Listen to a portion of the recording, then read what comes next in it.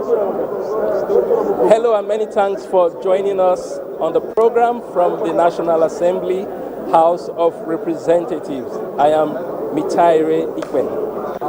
The House of Representatives is yet to start today's plenary. However, at yesterday's plenary, the House gave updates on its intervention in the ongoing strike by the resident doctors. The Speaker of the House, Tajuddin Abbas, already met with President Tinubu with an appeal for the President to intervene on the issues raised by the resident doctors. And definitely today in the course of plenary, we are certain that there will be updates from the leadership of the House on how far its mediation efforts are progressing. And I have joining me right now on set Honorable Waive from Delta State. Honorable Waive, yes. You're welcome to the program from the National Assembly. And would like you to speak to ongoing efforts by the leadership of the House to wade into the ongoing strike by the resident doctors. What's your take? Yeah, thank you very much. Francis Ejirogene Waive is the name, and I represent the entire people of Ughelli North, Ughelli South, and Udu. I'm from Delta State. It's very, encouraging for Nigerians to know that they have a house here that they can come to whenever there are issues. This is the People's Parliament, the House of Representatives, and we commend the Right Honorable Speaker for his intervention in trying to prevent this strike and to stop it. And we are excited that he has kept to word and he has met with the President of the Federal Republic, and there's a meeting again scheduled with the resident doctors, and we know that soon and very soon all of this will be a thing of the past. And Nigerians can be rest assured that this House of Representatives, the 10th House of Representatives, just like the 9th, and we're going to improve on the 9th, that we are here for our people to ensure that our people get justice, they get fairness, they get equity, and that while the House is set up in the first place, the reasons for setting up Parliament, Nigerians will enjoy the benefits thereof. So today we're having a sitting, and we know Mr. Speaker will be giving us an update on how far it's gone, but then it's in the public domain already, and we are grateful to God that we are not in a country where nobody is held accountable or is responsible for things that happen. Our Speaker has risen up to the task, and we are all queuing behind him to ensure that this strike is called off and Nigerians can continue to enjoy quality medical care.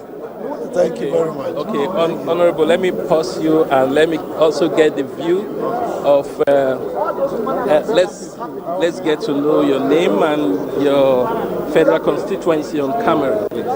Thank you so much. My name is Dr. Midala Usman Balami. I represent the good people of Askira Uba, Hawul Federal Constituency. I'm from Borno State, sir. Okay, we're talking about the ongoing strike by the resident doctors, and we know that the House leadership is already wading into the matter. And when we're talking about strike by resident doctors, you know that lives are at stake. So what is your take on the matter? Thank you so much. The leadership of the National Assembly, and of course we also the members of the National Assembly are concerned, because when it has to do with life, it means that we have no time to spare. So immediately when we heard of the warning that the resident doctors are going to strike, the leadership of the National Assembly, Mr. Speaker, called myself and few other members. We converged and we had an immediate intervention to talk to the resident doctors. We tried to persuade with the resident doctors to see reasons why they should sustain this strike, so that we can put measures in place to be able to meet up to the demands of the resident doctors, so that the lives of our people and their well-being is critical for us. We cannot have country that is functional without ensuring that the life and properties and also the well-being of our people is considered as the most critical and also prioritized to have all the attention. So for me, I want to say that the National Assembly, the legislators, and then the executive should do all that we can to ensure that this strike is suspended and doctors are back to hospitals and the resident doctors continue to work and ensure that the life and well-being of our people is being improved on. Most especially when you look at it, you find out that maternal health is of critical concern, most especially in a developing country like Nigeria. So we cannot afford to have the resident doctors on strike.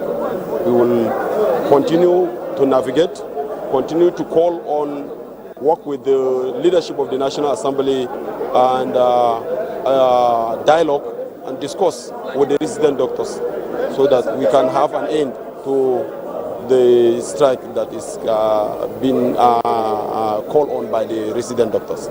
Okay, thank you very much, Honorable. I have yet another member of the House joining me. Thank you very much. For the benefit of our viewers, let's know your name and your federal constituency. Thank you very much. My name is Honorable Awalu Abdu Gwalabe. I represent the good people of Katagum from Bauchi State. A staunch member of the PDP.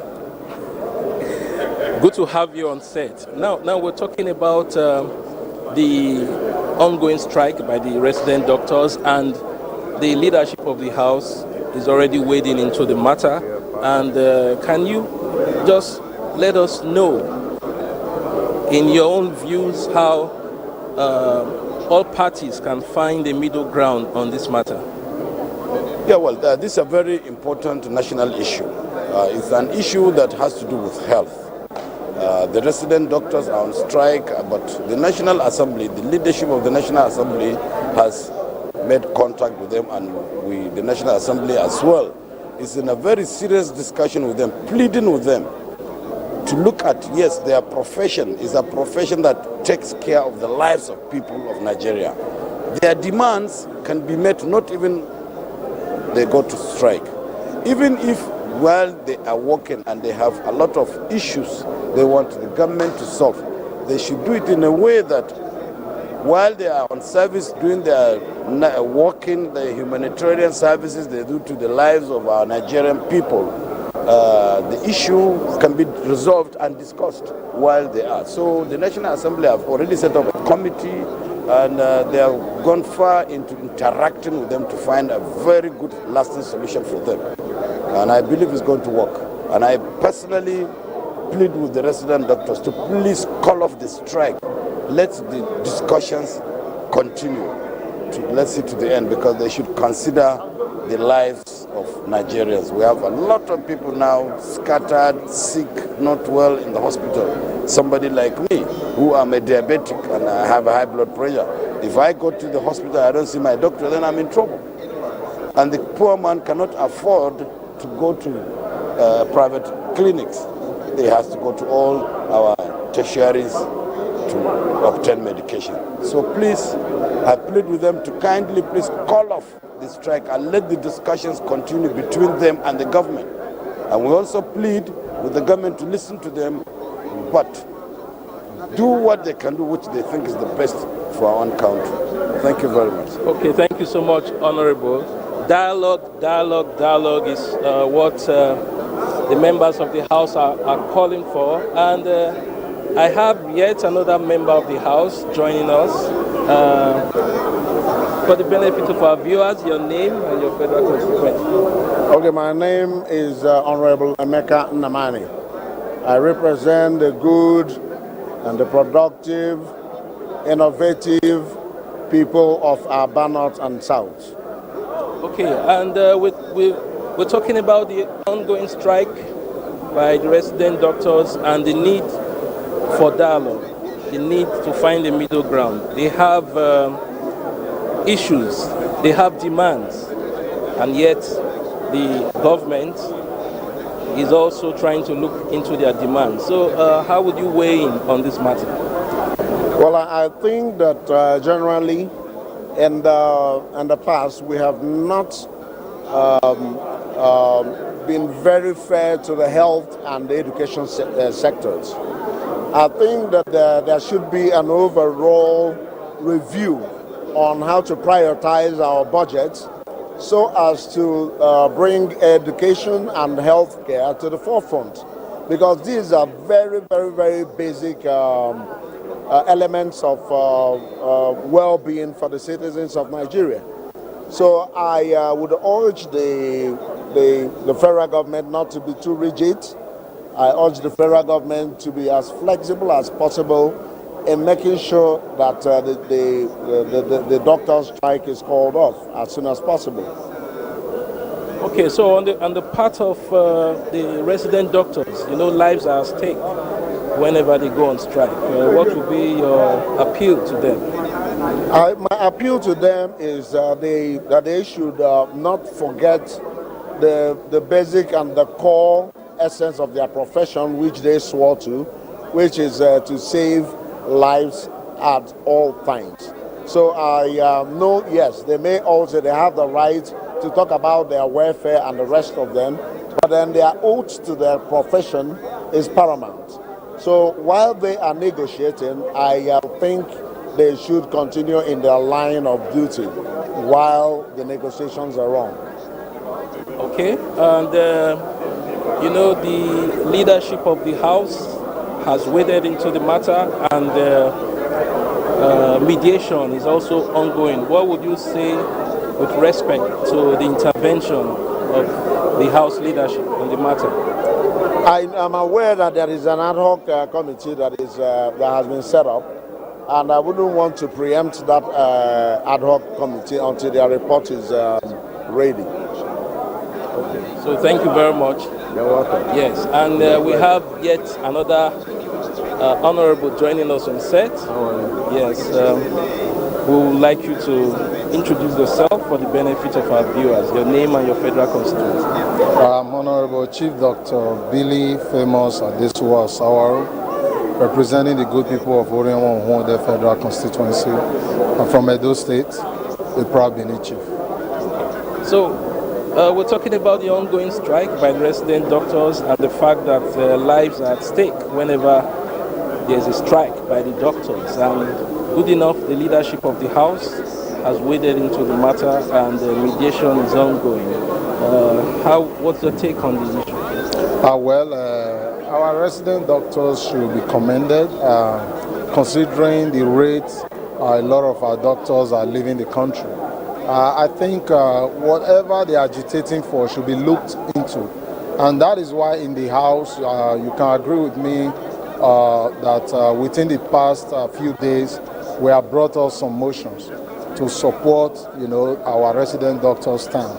And again, we want to commend our Honorable Speaker for taking this up, and he's been to the villa to meet with the President. And all those issues have been tabled before the President, and they are looking at it critically. And I know very soon something is going to be done about it. Okay, and while talks are ongoing, what would you say to the resident doctors themselves? Well, everything is patience, because this is a new dispensation. This is the new administration. We are barely 2 months. We are going to appeal to them to be very patient. You can see that we are very sensitive to their plight, and that is the more reason they should be patient and tolerant with us. We are in this, with them. We sympathize with their cause. We are not going to sit down and see the doctors not being taken care of, because whether the country is going to move forward or not depends on people that take care of us every day. So maybe before now, the story was different. But trust me, with the 10th Assembly, we are going to do everything possible to make sure they are heard. It's not going to be business as usual anymore. Okay, thank you so much. Thank you. Honorable, thank you for your time. We have yet another member of the House joining us at this point in time. Interestingly, a female member of the House.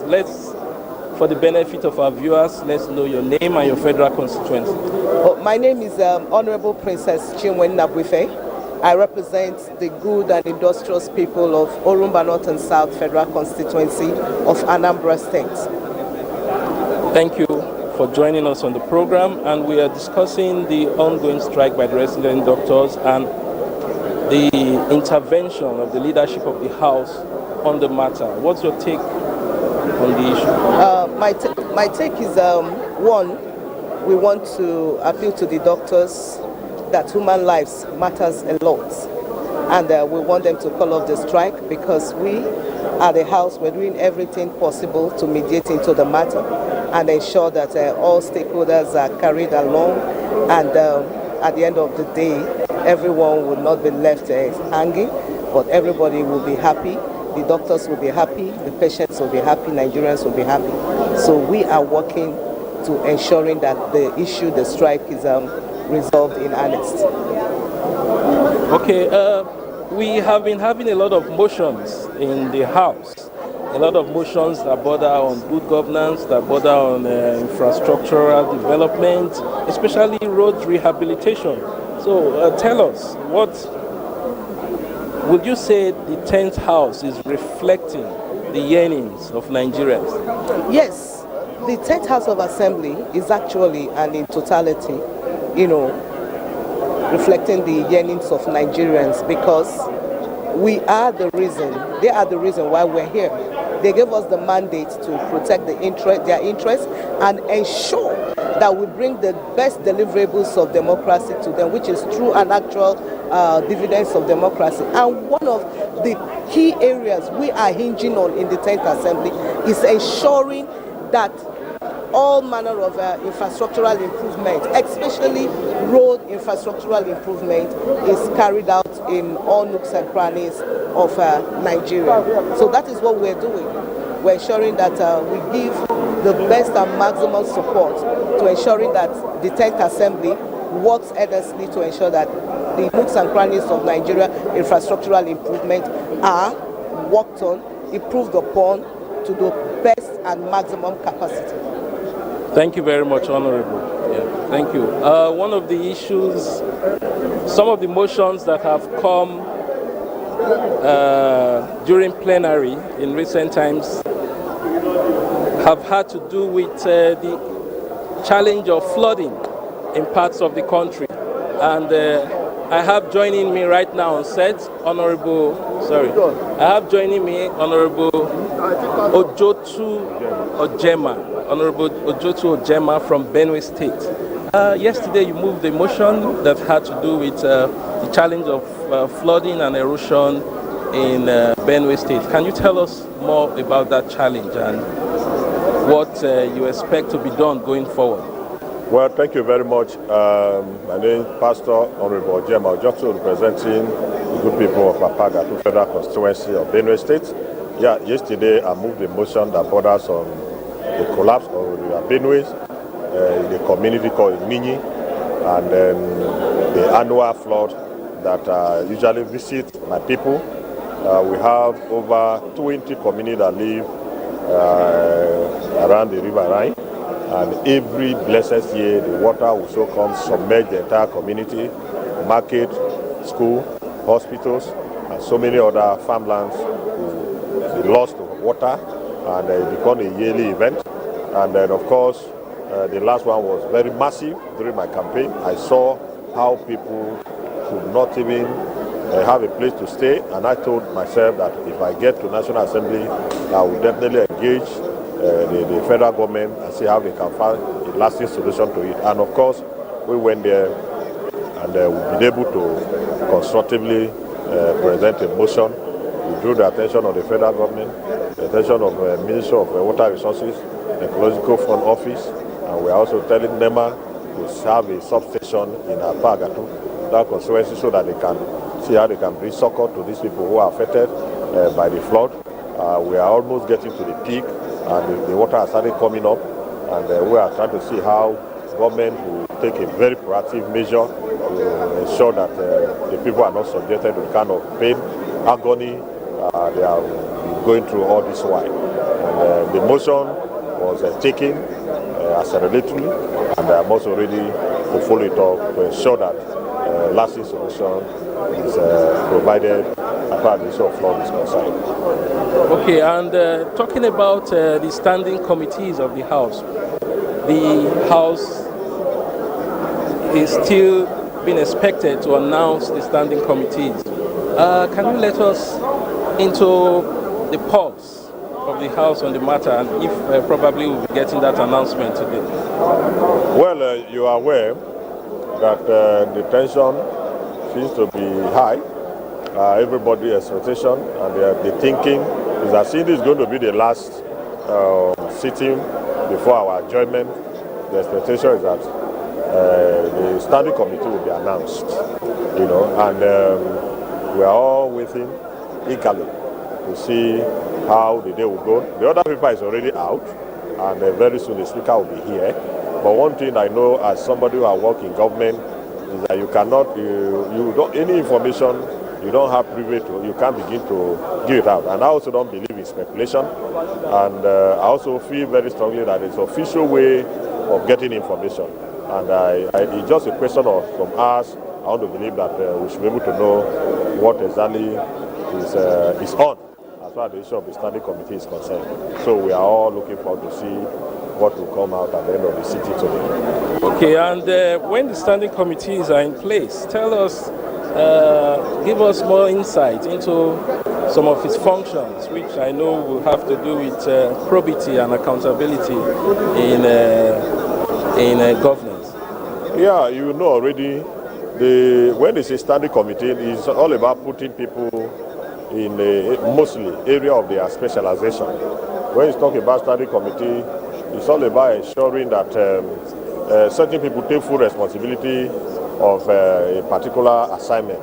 There's a saying that everybody good is nobody good. When you leave everything and say, sometimes everybody should do it, nobody will do it. But when you give a specific, assignment to specific people, they will live up to the task. So there's a lot to be done. There are people that are going to stand committee of appropriation, we have works, we have communication, and so many others. So when you are given that responsibility, you will definitely see how you can actually deliver on that assignment that will be specifically allocated to you. So clearly you take charge, you take responsibility for wherever they are going to put you. Thank you very much. Okay, thank you. Yes, and I like it your outfit, so tie and dye. I have yet another honorable joining us. Let's know your name and your federal constituency. Good morning, fellow Nigerians. My name is Uchenna Harris Okonkwo, representing the wonderful industrious people of the Idemili North and South Federal Constituency. I am from Anambra State. Okay, good to have you on the program. Thank you. Yes, and the House is expecting the announcement of the composition of the standing committees, and in terms of providing oversight and good governance, a lot of considerations should be given in terms of capacity and professional background of the House. What are your expectations? One thing you said that I like and I want to highlight is on good governance. Whatever composition that the House would be welcoming and introducing today, we know that it is guided by those that are ready to perpetuate good governance, that are ready to imbibe the rule of law, that are ready to listen to their constituents and make sure that the fellow Nigerians know who brought us to these hallowed, wonderful green chambers, that they are getting the best out of us. As it is, we also have to prescribe things to God, because God knows everybody's heart and God knows where everybody needs to be at that point in time. And one thing I say and I share to the fellow Nigerians and to my fellow colleagues is that wherever it is that you find yourself today, do not be dismayed, rather be further encouraged, because it is who much is given, much is expected. And we expect that whatever it is that has been given unto you by the grace of God, that you will take that and take that properly. Okay, thank you, Honorable. Thank you. Grateful for your time. Okay, and the motions and debates on the floor of the House have been quite robust. Yesterday, we had a motion seeking to urge the federal government to take some measures to stabilize the foreign exchange rates. It stirred up a great debate on the House yesterday, and one of those who contributed to the debate is Honorable Leke Abejide, Honorable Leke Abejide from Kogi State. Yes, yesterday that motion was rejected on the floor of the House. However, the House went ahead to commend the President for bringing about a unified exchange rate. So tell us your thinking and the mood of the House concerning that debate yesterday. Well, I believe the motion did not explain details the way the federal government should go in order to ameliorate the impacts of the unification of the exchange rate that brought up the exchange rate to go higher.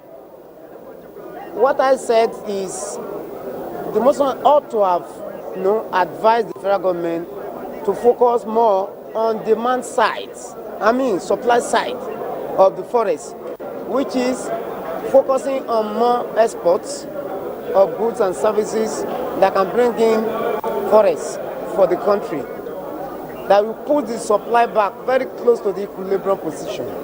The closer the supply back to the equilibrium position, the stronger the naira will be. And that is my own argument. It cannot be done by fiat, the way the motion was trying to say.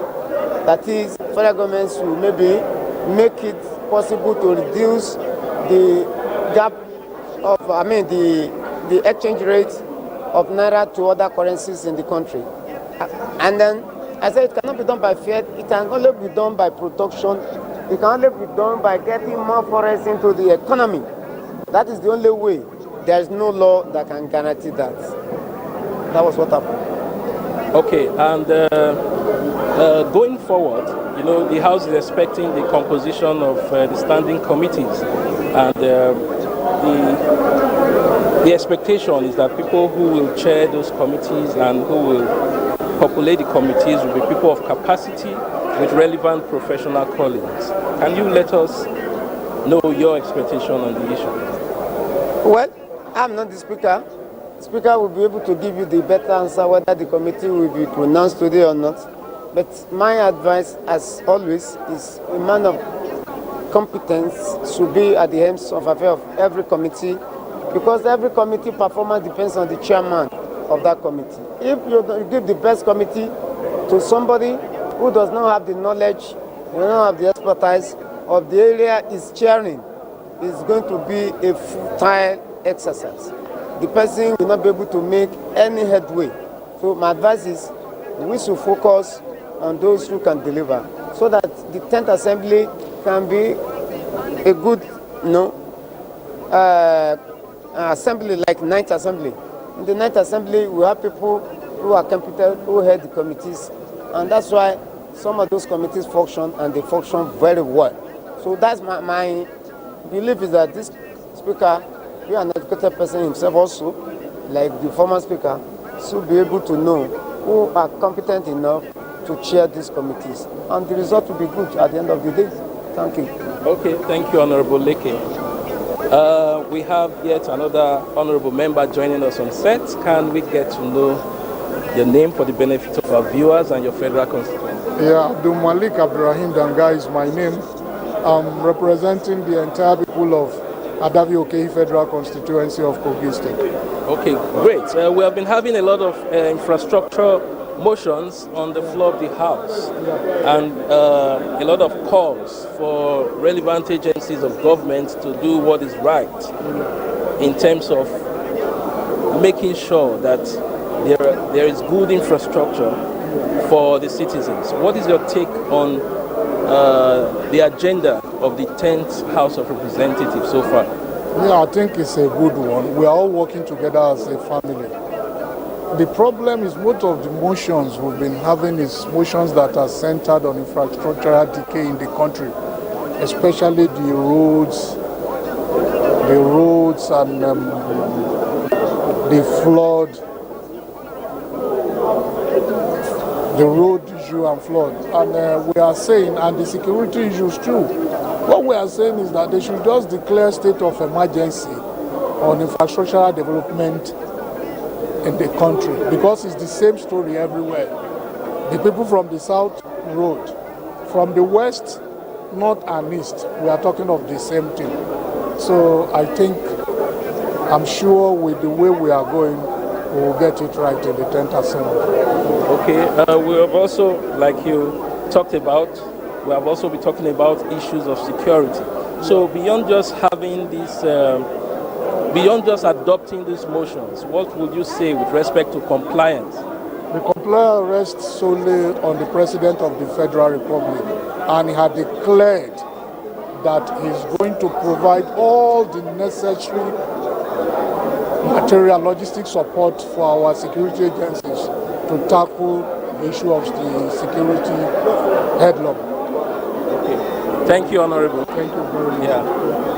Okay, we have yet another Honorable who wants to weigh in on the issues of the House.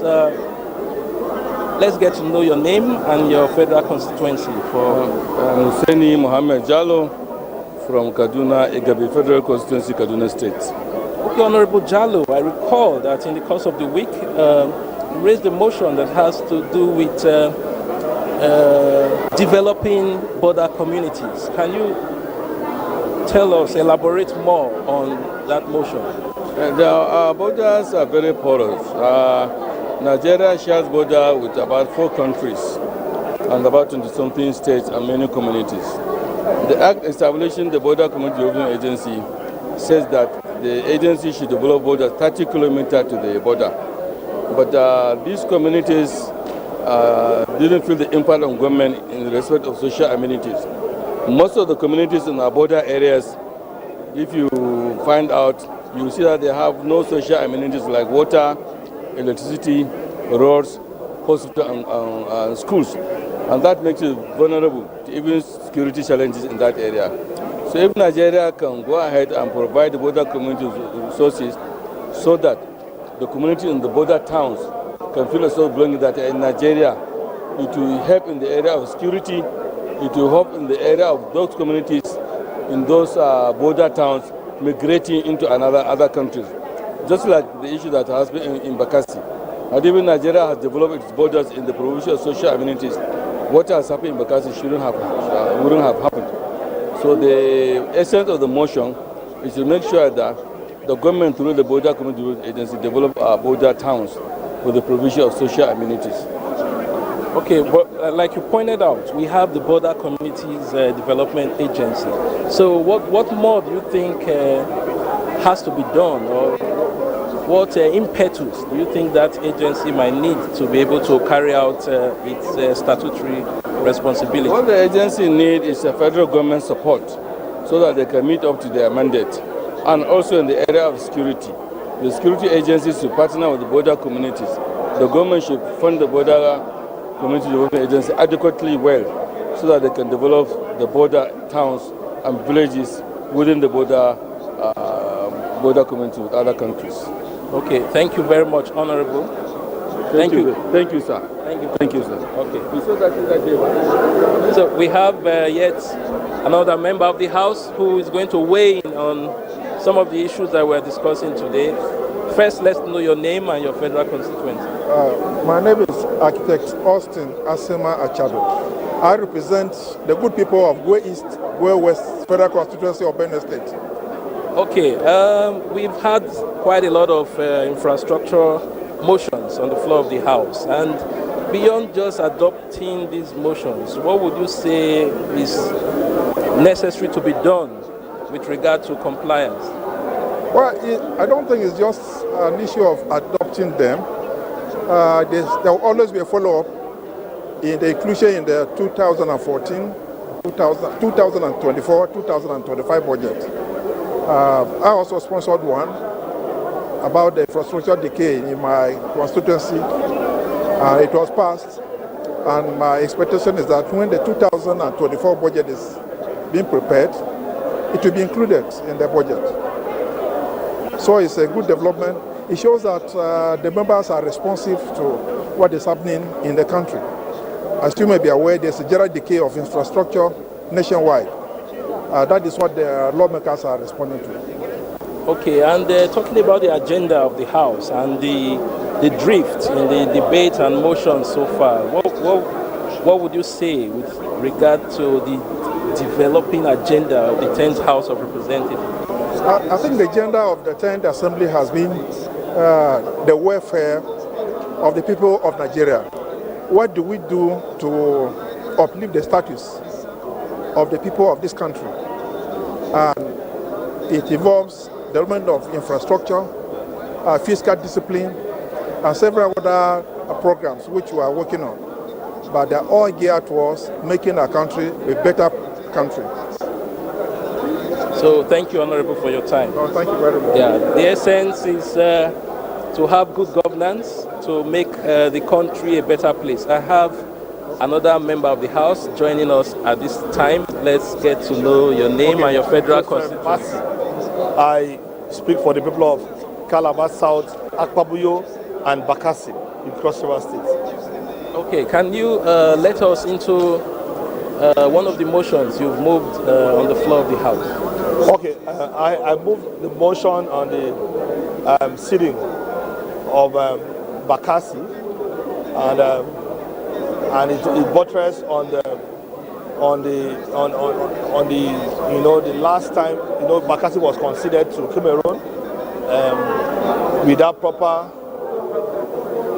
due process followed, and now the judgment is still affecting some part of the states, like the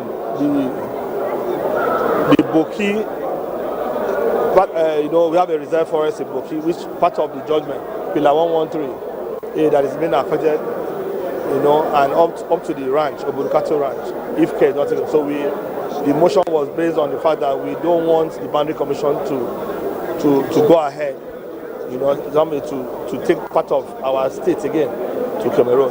They should follow the process adequately by looking for the pillar.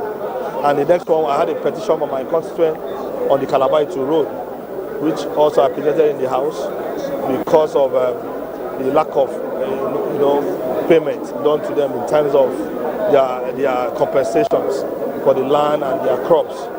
They've not been paid, and Julius Berger and Sematek had gone far, doing the job without paying the people adequately. So those were the movement, and I have about 4 bills already that I've sponsored. 4 bills on establishment of a College of Vocational Studies in Calabar South, University of Agriculture in Akpabuyo, where they have a vast land, for agriculture, which I know the major, program of this administration is food security. And Akpabuyo has the land for everything, very versatile. You can do rice, plantain, other crops. Then in Bakassi, where there is, we know what it means to have a big ocean. So we are having a college of fisheries and other seafood. In Bakassi, one of the reasons why we lost Bakassi is that the seafood in Bakassi was attractive to the entire world. We have big octopus, crabs, and pythons, sea pythons, and the rest of them. Those things, python skin are very expensive outside this country. So we are going to exploit that part of it, in terms of the college, to educate our people and give them better opportunity to make use of the environment. So those are the little things that we've done in a couple of 6 weeks, but we intend to do more. Okay, would you say that so far, in terms of the motions that have been moved, would you say that they have captured the yearnings of Nigerians with respect to development and good governance? Yeah, the House of Reps has been a very proactive house because it has very vibrant young people, and we are working with the yearning of the people. Most of our motions are people oriented. We speak for the people in actual sense. So, and our major aim and objective, the leadership of the House is doing well. The Tajuddin Abab's, leadership is very, very sensitive to the plight of the people. In terms of everything, we try to make sure that the people first is our priority. So we are working on that. Okay, thank you very much, Honorable. Thank you for your time. So, the 10th House of Representatives has been quite vibrant. The House is still awaiting the arrival of the Speaker for today's plenary, and honorable members are in groups discussing while they await the arrival of the Speaker. It is expected at any moment from now the Speaker will be around, but while we wait for the arrival of the Speaker, we will take you back to our studios so that we can play back one of the plenaries of the week for your viewing pleasure.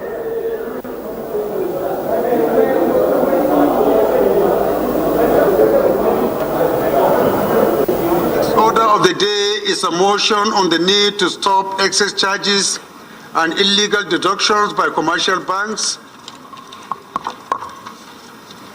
in Nigeria, standing in the name of Honorable Godwin Ofiano. Honorable Ofiano is hereby invited to move the motion. Mr. Speaker, I rise to move a motion on the need to stop excess charges and illegal deduction by commercial banks in Nigeria, as is duly listed on the motion paper of this day. The House notes that some banks and financial institutions in Nigeria indulge in unethical practices of fleecing their customers through excess charges and unauthorized deductions. Mr. Speaker, dear honorable colleagues, the House equally notes that customers of different commercial banks are groaning over excessive charges on their accounts. The financial institutions known as deposit money banks, DMS, have reportedly introduced different deductions to increase their income, a development that is uncomfortable with customers. Mr. Speaker, dear honorable colleagues, the House is aware that apart from stamp duty, bank customers also pay value-added tax charges applicable on all vatable transactions in their accounts. The House is also aware that commercial banks are charging outrageous interest on loans and overdrafts at a rate that is higher than that agreed on offer letters. The House is further aware of the arbitrary increase in the interest rates on loans and overdrafts, an increase in other fees without notifying and getting customers' consent as stipulated in the Central Bank Chartered Institute of Bankers of Nigeria's guidelines. Mr. Speaker, dear honorable colleagues, the House is very concerned that the creation of charges not recognized in the Central Bank guidelines to bank charges is a common practice by commercial banks. Mr. Speaker, the House is also concerned about the wrong application of maintenance fees, banks overcharging maintenance fees, inclusion of transactions exempted from maintenance charges, loan liquidation, and bank-induced transactions, among others. Mr. Speaker, dear honorable colleagues, the House is worried that as affected customers attempt to lodge complaints, the bank customers care, they are treated as beggars without result. Mr. Speaker, dear honorable colleagues, the House resolves to 1, mandate the Committee on Banking and Currency, when constituted, to investigate the issue of excess charges and illegal deductions by commercial banks in Nigeria and return within 4 weeks for further actions. Mr. Speaker, very dear honorable colleagues, the House further resolves, secondly and lastly, to also mandate the Committee on Legislative Compliance, when constituted, to ensure implementation. Mr. Speaker, very dear honorable colleagues, I so move. Thank you. This afternoon I rise to second the motion as ably moved by my brother. I so second. Other resolutions to bridge infrastructure gaps. Those in support of this motion should say aye. Those against should say nay.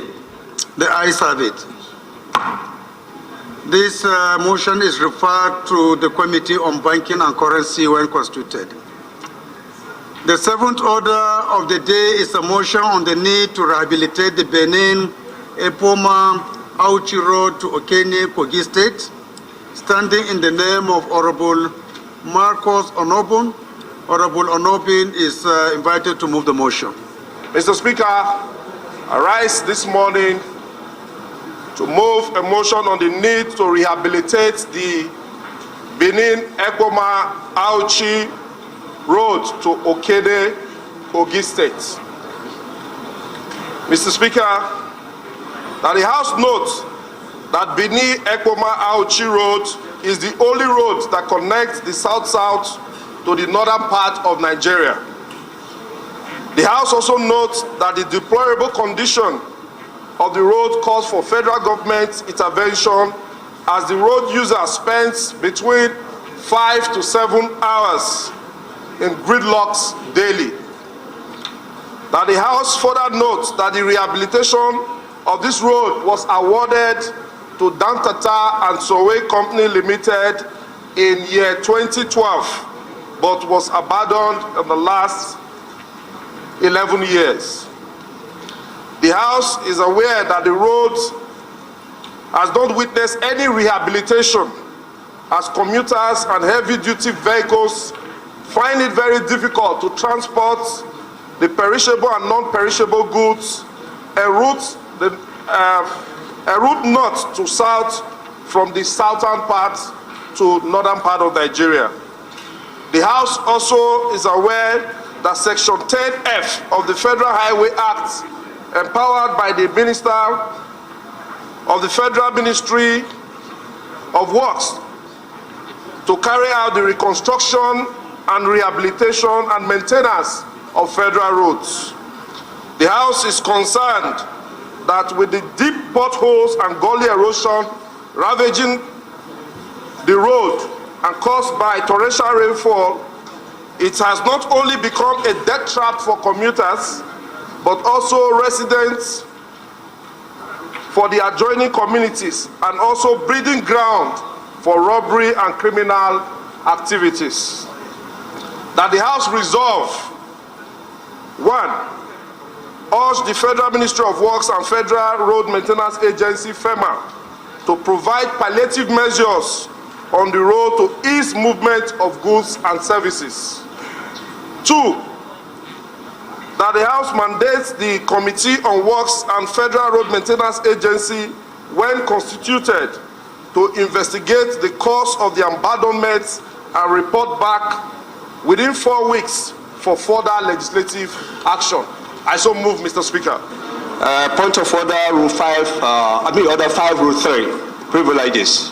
So on the 6th of July, that was last parliamentary sitting here, this same motion was moved because there's only one road from Benin to Auchi, and that motion was moved then by Honorable Okoji, and it's been passed. And I don't see no reason why this motion is being moved again. Thank you. But to wait until when the whole motion has been read before you raise the point of order. I would have expected you at the time when you was given the floor to raise it. I think it is only proper to allow him to conclude. So we'll put the question. Those in support of this motion should say aye. Those against should say nay. The ayes have it. Who will second this motion?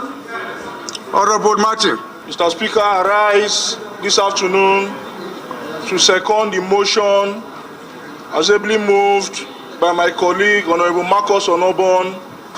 I so second. Those in support of this motion should say aye. Those against should say nay. The ayes have it.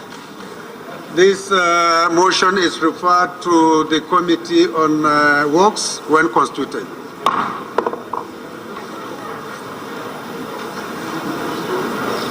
The eighth order of the day is a motion on terrorist attacks on Mangu communities. in Mangu-Bokos Federal Constituency of Plateau State, standing in the name of Honorable Lalu Ishai David. Honorable David is hereby invited to move the motion. Mr. Speaker, honorable colleague, I rise to move the motion on terrorist attack Mangu communities of Mangu-Bokos Federal Constituency of Plateau State. The House notes the recent terrorist attack on the people of Mangu local government and neighboring communities, killing more than 300 persons and other serious injuries, properties destroyed, and over 18,000 people displaced at different IDP camps within the local government area. The House also notes that most of the victims that sustained various degrees of injuries are currently receiving medical attention at different hospitals within the state. The House worried that the continuous attack by the terrorist group in the communities, if not addressed immediately, will lead to low farming yield, which will worsen the existing food uncertainty in the communities. The House also resolved to 1. Observe a minute of silence as a mark of respect to those killed in the terror attack in the Mangu local government area of Plateau State. The House also to resolve urge the Secretary to the Government of the Federation to direct the Federal Ministry of Humanitarian Affairs, Disaster Management and Social Development through the National Emergency Management Agency, NEMA, and the National Commission for Refugees, Migrants and Internally Displaced Persons to immediately provide relief material to the victims of the attack in communities within the Mangu local government area surveillance and support to flush out the terrorists and destroy their camps to avoid reoccurrence and allow innocent farmers to return to their farms and ancestral homes. Also urge the Inspector General of Police to immediately provide mobile police force squadron formation in the affected communities to safeguard the lives of our people in compliance with Chapter 2 of the Constitution of the Federal Republic of Nigeria 1999 as amended, particularly Section 14, Sub 2B, which clearly states thus that the security and welfare of the people shall be the primary purpose of government. And lastly, the House resolved to mandate the committees on emergency and disaster preparedness, defense, army, air force, police, and legislative compliance when constituted to ensure compliance and report weekly until the insecurity is under control. I so move, Mr. Speaker. I rise to second the motion ably moved by my colleague. I so second. Those in support of this motion should say aye. Those against should say nay. The ayes have it. This motion is referred to the Committee on Emergency and Disaster Preparedness, Defense, Army, Air Force, Police, Legislative Compliance. And the prayer also sought for us to observe a minute silence. So shall we also rise again in honor of the departed?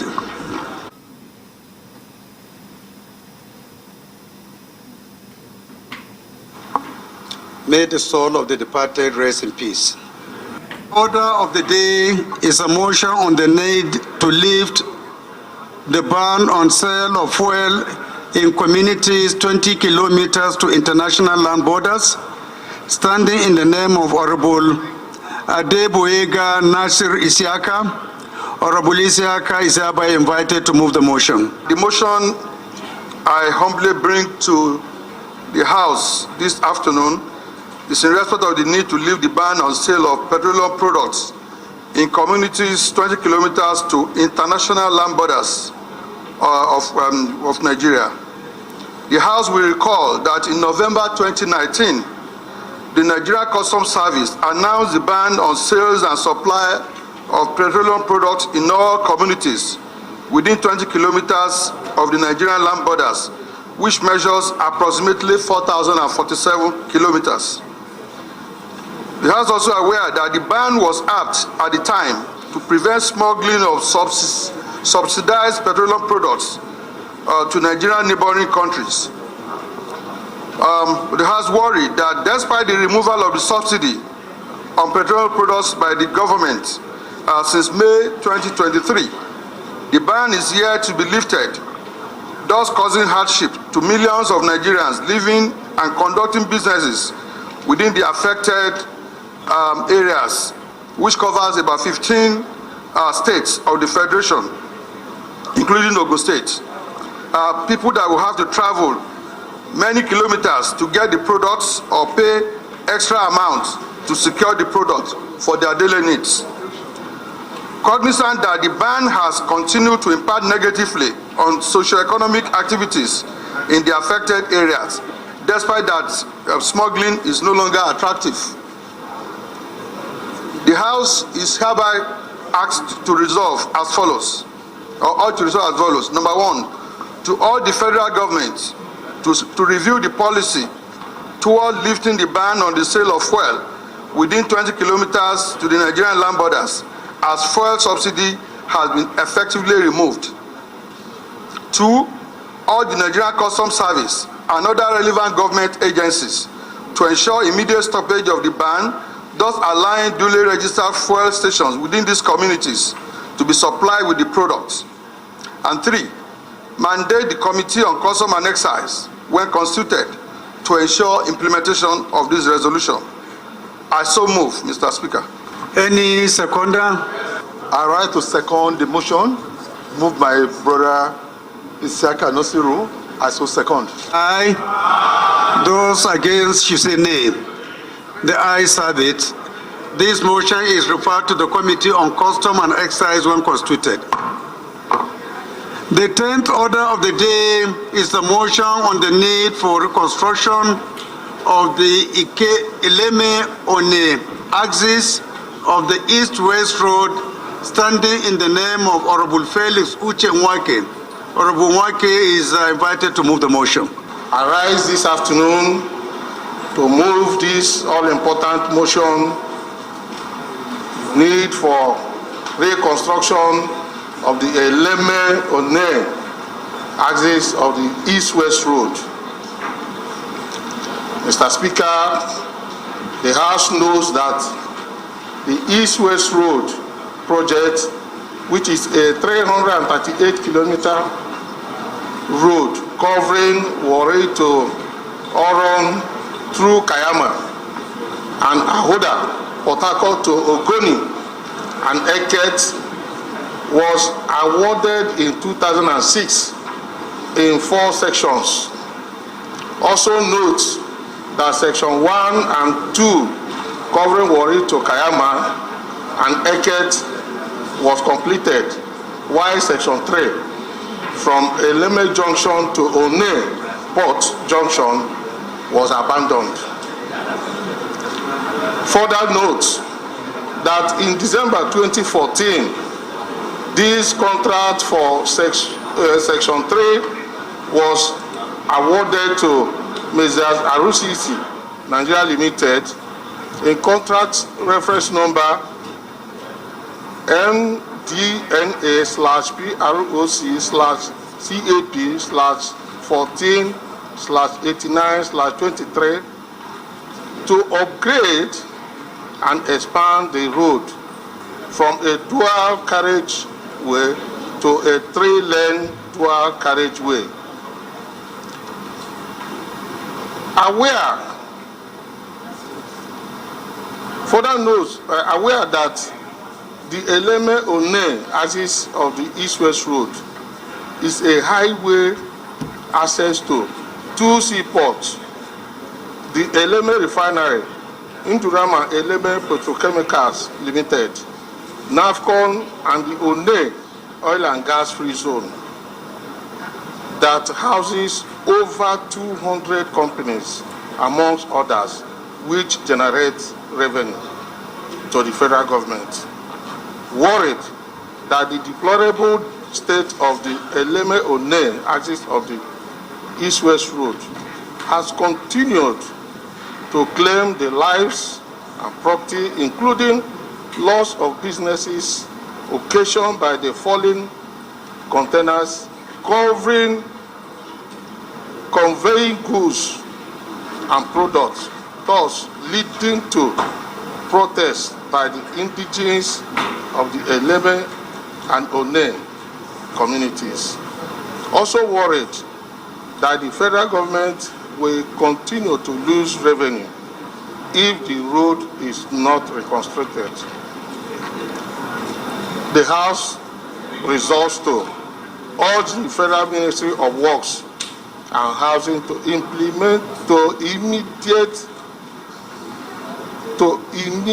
prioritize the reconstruction of the Eleme-One axis of the East-West Road. 2.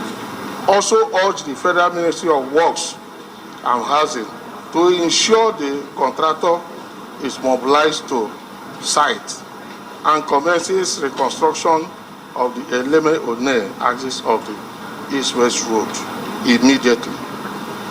Mandate the Committee on Works, when constituted, to ensure implementation. I so move, Mr. Speaker. Right, Honorable Speaker, with utmost respect, I hereby second the motion as moved by my colleague. I so second. As amended, should say aye. Aye. Those against should say nay. The ayes have it. This motion is referred to the Committee on Works when constituted. I move that this House do adjourn to tomorrow, the 12th day of July. I so move. Thank you, Mr. Speaker. 22 bills passed first reading at Tuesday's plenary, including the Electoral Act Amendment Bill 2023. Rise to second the motion that the House do stand adjourned. I so second.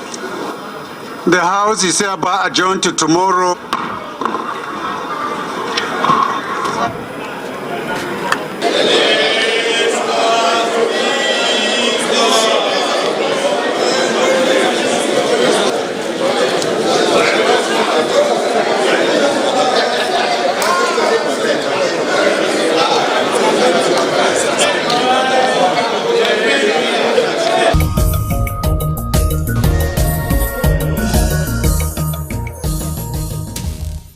This particular 10th House of Representatives were very, very particular about making lives very meaningful and a lot easier for Nigerians, okay? And that is why we're always very eager to entertain infrastructural motions. A couple of them have been moved since the life of this 10th House of Representatives began, and it has always been unanimous to see that these motions are supported, okay? Because yes, you may come from a particular area, but when we travel across Nigeria, the roads do not know whether you come from this constituency or this constituency. So this is one of the things that unite us, infrastructure, okay? And we're always happy to receive it and to support it. And the resolutions of the House are truly in favor of these infrastructural motions for national development. Of course, you know, security is also paramount.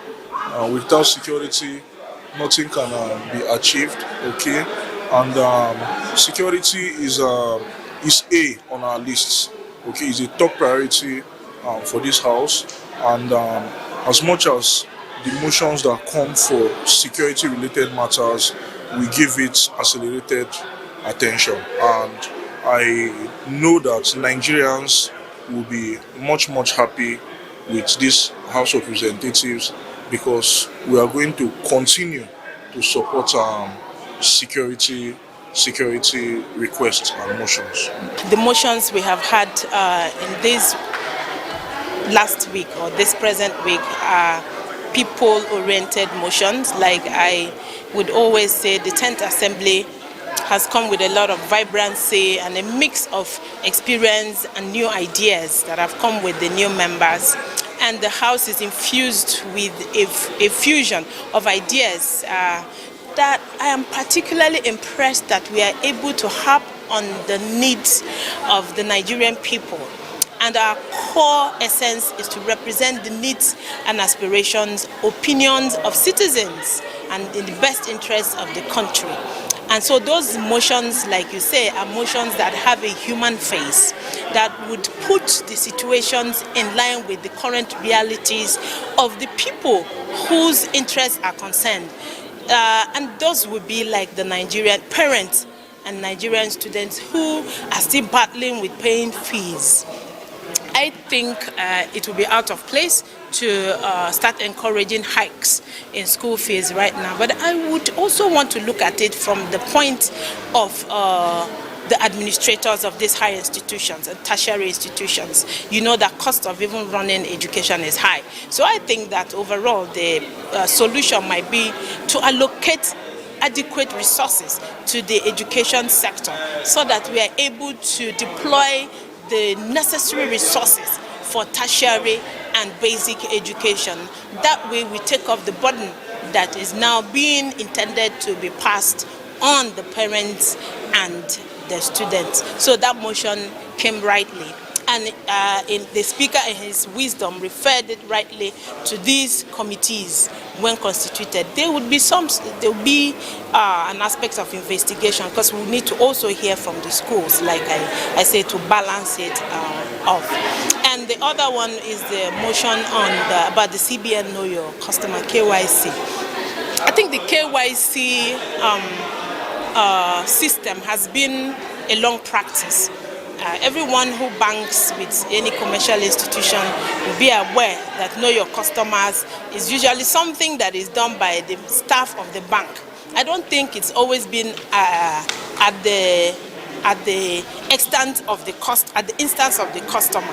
So I don't think it's right if the customer has to bear extra cost in what I term as part of the bank's exercise in carrying out its own mandate of offering financial services for the people. So if you add all of those huge ancillary incidental costs to the customer, it becomes a means or a form of financial exclusion or undue and arbitrary charges to the customers. I think it's burdensome, and I don't subscribe to extra charges by commercial banks as to the KYC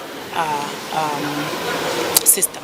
Okay, what about the resolution to halt banks obtaining the social media handles of customers? Well, that also now leads you to the privacy code of customers. How well have banks been able to manage the information and security data software that they deploy in their association with customers? I think there are doubts as to how the privity of contracts, I'm banking with you, and it should be like a contract between the both of us. So I think there is a fear, a perceived fear, that might lead to unwholesomeness, where fraudsters who are always on the prowl on the internet could have access to these handles and begin to do further extortions and false calls on the customers. So I think for now, it's in the right direction. We are facing a lot more in the social space, as it were. So let's play low on all of that and work with the president to ensure that the country is gaining more on this same single rate that the president has instilled. Those are the benefits that the banks, I think, should help the customers to enjoy most, and not all of these other ones. It falls back to the poor masses. I can tell you that if you allow them to implement this policy they want to implement now, the poor Nigerians are going to suffer it. The people at the rural areas, where do they have network? Do they even have phone? Do they have smartphones? They don't even have network. How much more having access to social media? So the motion is to rescue the poor masses, to rescue those illiterate, to rescue those uneducated people that are not able to access social media, or that doesn't even have the phone to access smartphones, more or less coming to be in social media. So I don't think it's necessary for CBN to come up with that rules and regulations. And come to think of it, when you open an account, you have your passport, you have your BVN, you have your utility bill. In fact, they went as far as bringing out NIN numbers, which everybody comply to. At this point, when you allow this pressure become much on the masses, then what are we doing here? So you cannot tell me that CBN will tell somebody bring your the banks will request for passport, they will request for utility bill, they will request for all kind of identity, and you supply them, and you expect the poor woman, the poor man at home to go and get a smartphone. He's not even educated, so you are trying to tactically exclude them in the banking system. So I don't think it's a good idea. So I want to call on the CBN at this point to let the poor breathe. They've suffocated them enough. The current situation of the country and the hardship that the students are undergoing is very uncalled for the tertiary institutions to increase tuition fee. By doing so, that's when many Nigerians will no longer go to schools. Even when the tuition fee is at a normal level, still the student cannot afford to go to school. So by allowing that to happen, definitely 80% of our younger generation can no longer go to school because the hardship of the country is uncalled for. Everybody knows the situation we're in. So like I told you, I was a co-sponsor of the motion, also part of the motion, and it's really a very good one. And I think the main sponsor of the motion, who is Honorable Animadaki, I think he did well in bringing the motion. And it's a very good time that he brought it. The House also talked about the motion seeking the lifting of the ban of fuel supplies to some of the border communities. What do you have to say about this resolution? Yeah, you know, I'm from Zamfara State. I still have that issue. I still have a border to Nigerian Republic, and to me also it's also good because by not lifting the ban, it didn't add anything to us. I don't know what we achieved by banning the supply of diesel to them. I don't know what we achieved. So lifting the ban is a good one because we can generate more revenue, we can sell more of our oil, and a lot of generation and the business will continue to boost around the area. I think it's okay, that one. Generally in Nigeria, the security is very poor. Not that we don't have the gadgets. We have the gadgets, we have the trained officers, but I don't know what is happening, how to tackle this issue of security.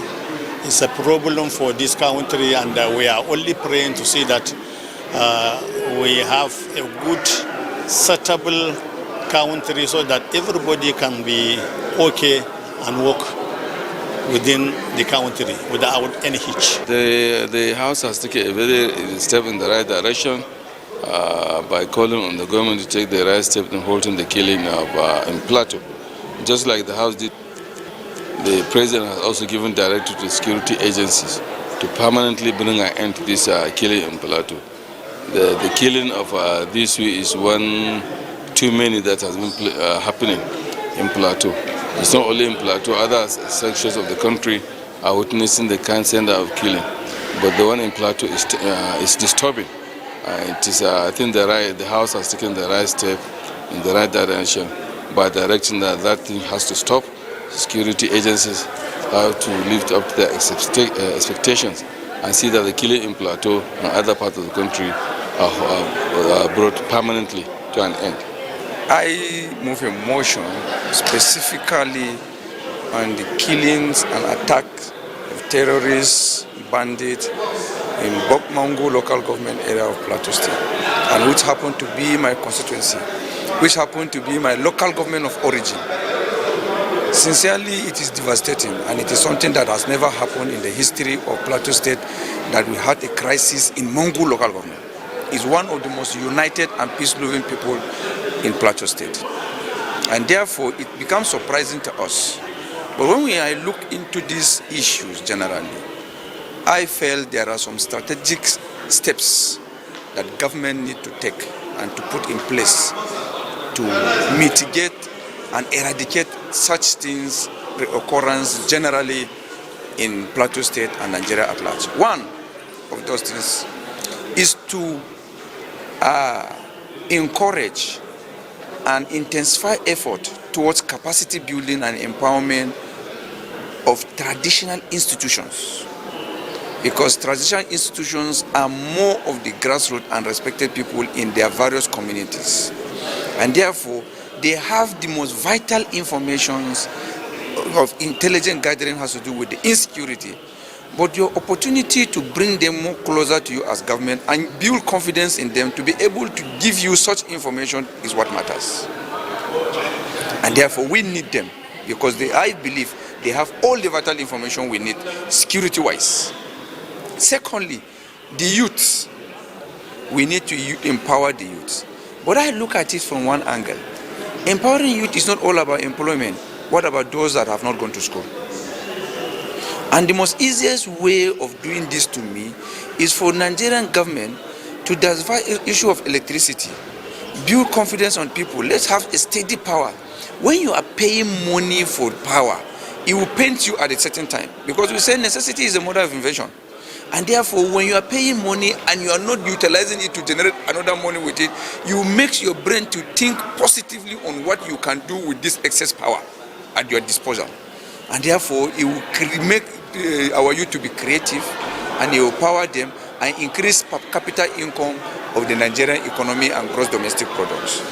And thirdly, issue of having dual responsibility of security. Security is a very sensitive issue, and you need not somebody that will be fatigued all the time because of double responsibility. It affects and intoxicates the brain, and it makes you to become weak in taking up your responsibility. Therefore, diversifying the responsibility is good. In the past, we usually have the commanding GOC, because Plateau State Jos is we have GOC 3rd Armored Division. So initially, the GOC of the 3rd Armored Division is one person. Another different officer commanding Operation Safe Haven is another different person. But now they are fusing the responsibility. And I felt in my own advice, they should still split it. Let have the person commanding Operation Safe Haven, because this is sole responsibility of the defense, while GOC is Nigerian Army. So let's split it for equity, for good responsibilities, for so that they will be always in a sound mind to take a particular and specific responsibility to achieve this. And therefore, I feel with this separation of power, it will yield a positive result to us. And therefore, I look at it. The government need to bring religious leaders, because some of these religious leaders always have some inciting words.